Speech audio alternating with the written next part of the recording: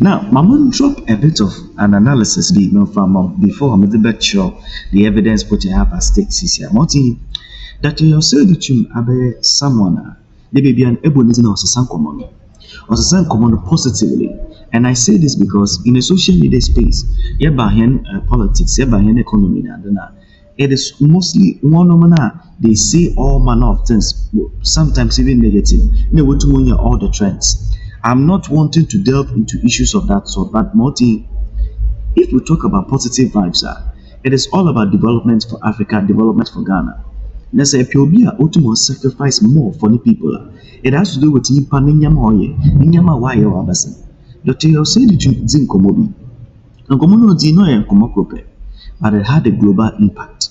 And this more nationwide impact in Ghana, no, it gave birth to a lot of future for a lot of other young people or Ghana here. If you ask me, it's in Komono less than just 5 minutes and then put a 4 minutes. You'll be thrilled and shocked there. As some American, until baby Arana. Listen to yourself. Maybe I share what conversation. Share for WhatsApp. No business.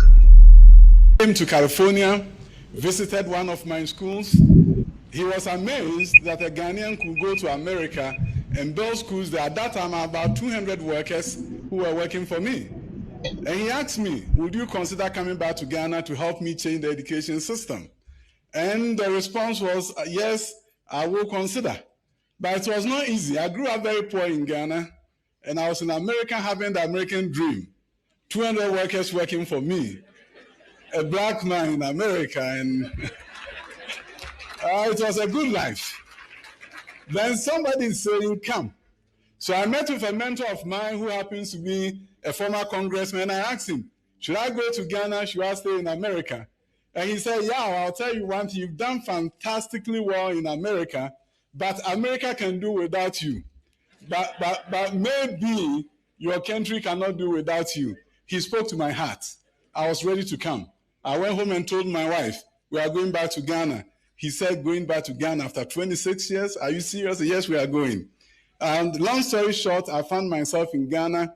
I ran for parliament, elected, and the president asked me to be a deputy minister for education. The president had a vision in Ghana to transform the education system, and that is why he asked me to come.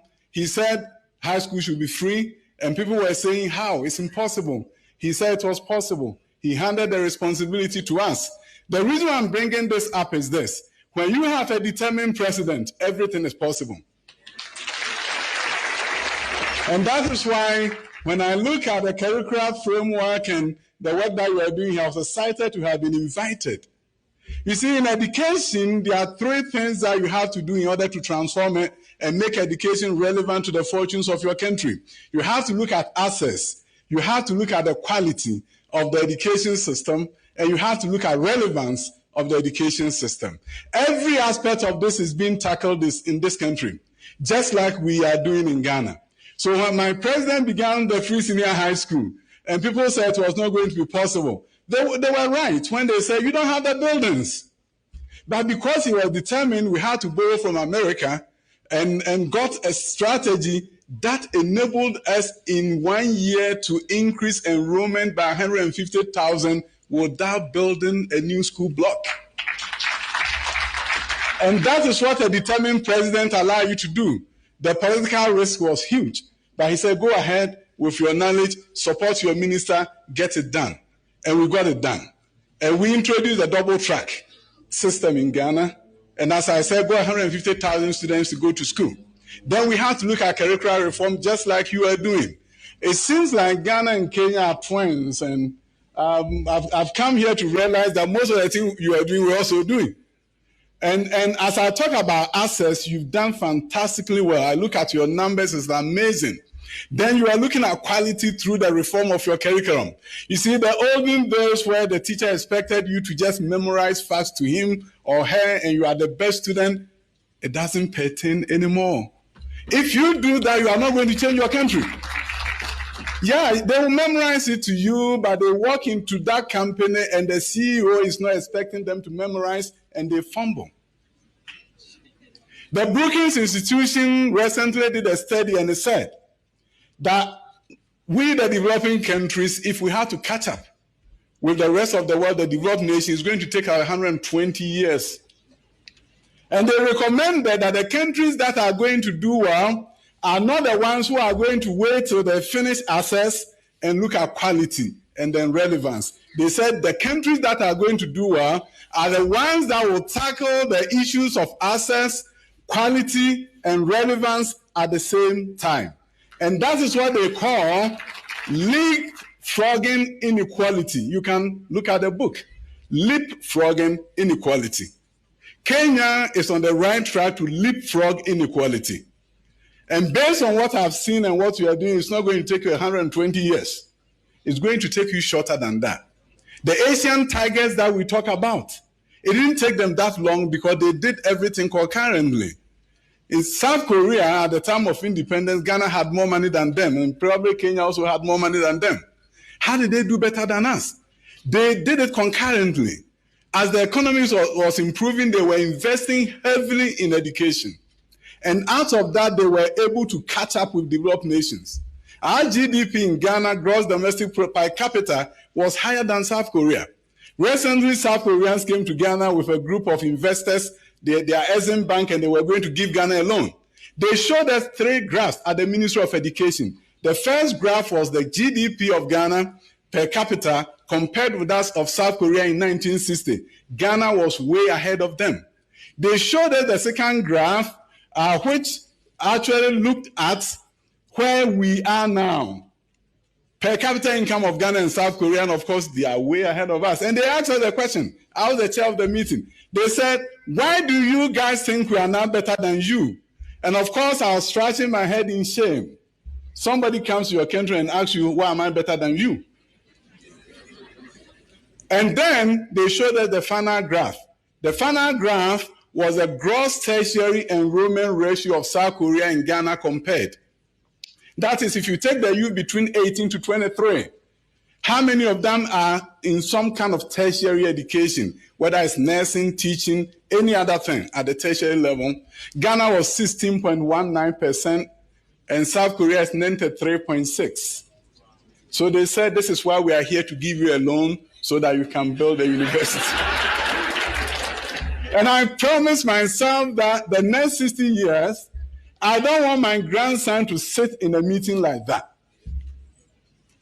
I want to tell you one thing. I landed at the airport and I saw the airplanes and beautiful ones. We don't have a national airline. You guys do.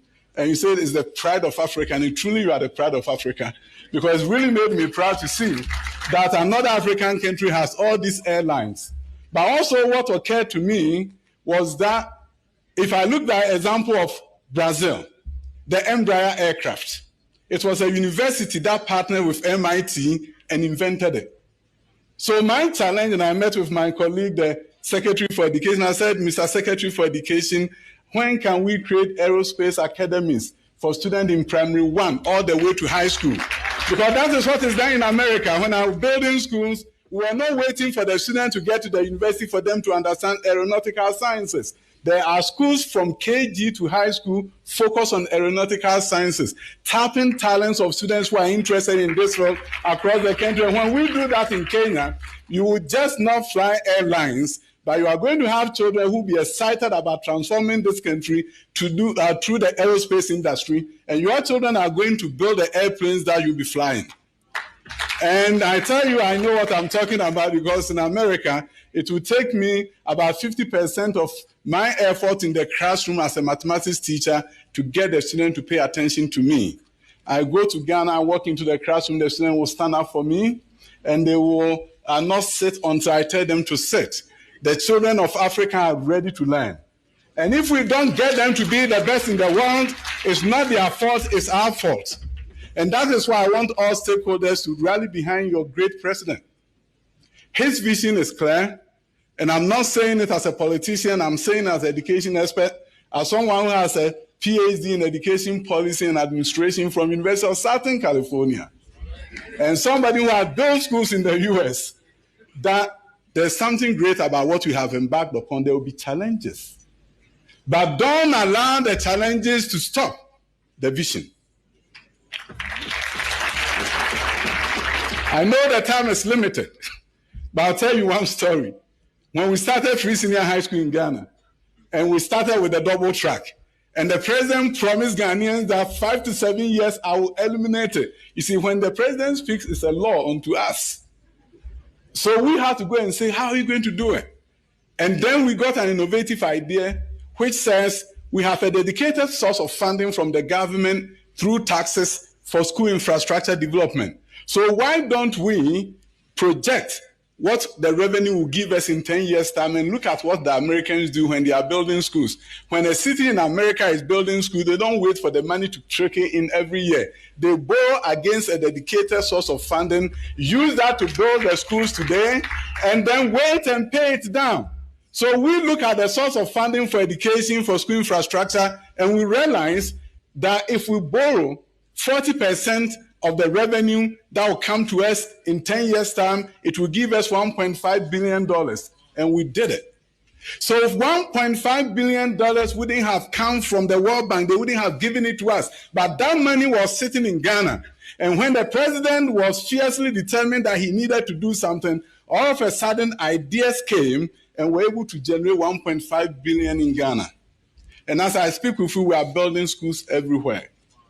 And those ideas that happened because the president was fearless, he was determined, he was willing to do the impossible, and we supported him. When you support your president, who is determined to transform the fortunes of this country, in the 21st century, our transformation is not going to be about the fact that we have coffee or cocoa.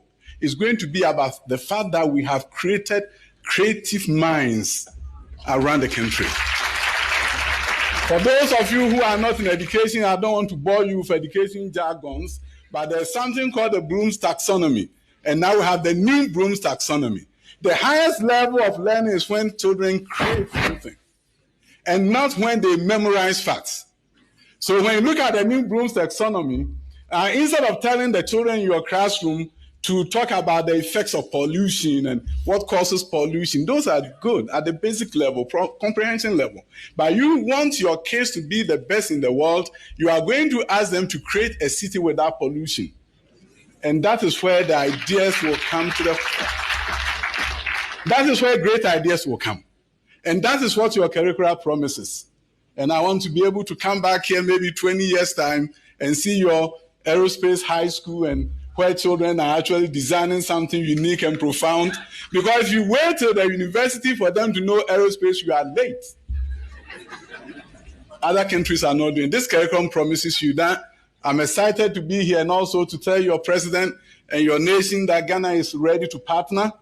And the future of Africa, the story of Africa will be different when we come together and partner together and work together and know that Africa's fortunes lies within us. And there are things that we can do, of course, with support from our friends from other nations, but the future of Africa depends on us and is going to take bold leadership of African presidents and other leaders to turn the fortunes of Africa around so that the story of Africa, when it's written, some of us will find our names in the appendices. I went to UK, visited the UK and went to the parliament, and I saw statues everywhere. And there was a colleague of mine who was right behind me, and I turned around and I told him, I said, I'd rather be African. And he said, why do you say you'd rather be African when you're in the parliament of UK? And I said, in Africa, I don't see that many statues. So if I work hard enough, in my village, there'll be a statue erected in my honor.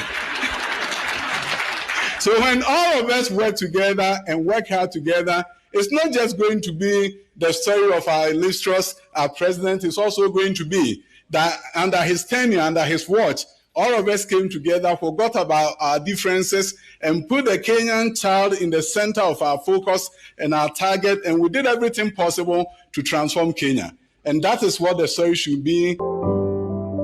Tvghana, Matilda Namas, sir.